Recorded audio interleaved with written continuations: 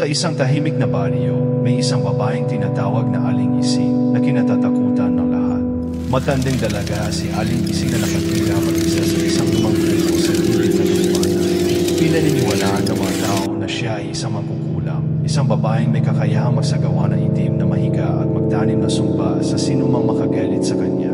Isang araw, si Carlos, isang batang lalaki mula sa baryo, ay nadisgrasya sa tapat ng bahay ni Aling Ising. Tumatawa si Carlos habang nilalaro ang kanyang aso at sa di sinasadyang pagkakataon, nasira niya ang bakod ng kubo ni Aling Ising.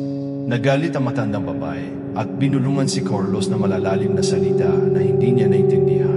Umalis si Carlos na parang walang nangyari, ngunit sinimula na namang kukulam ang kanyang plano. Kinagabihan, nagsimulang magbago ang pakiramdam ni Carlos. Nagising siya mula sa malalim na pagtulog, naramdaman niyang bumibigat ang kanyang katawan at nahirapan siyang huminga. Habang lumilipas ang mga araw, unti-unti siyang nanghina. Ang kanyang katawan ay nagsimulang magkaroon ng mga sugat at pasa na walang malinaw na dahilan.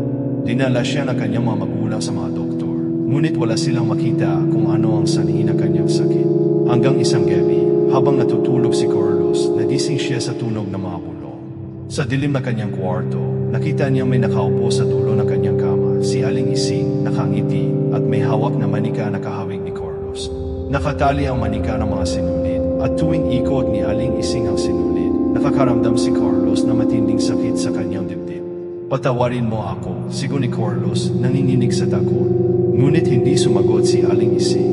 Bagkus, patuloy niyang inikot ang sinulid habang bumibigat ang paghinga ni Carlos. Pakiramdam niya ay unti-unti siyang kinakapos na hininga. Humingi siya na tulong sa kanyang mga magulang, ngunit tila walang nakakarinig sa kanyang mga sigaw. Kinabukasan, natagpuan siyang walang malay na kanyang mga magulang at dinala siya sa isang albularyo. Sinabi ng albularyo na siya ay sinumpa ng isang mangkukulam.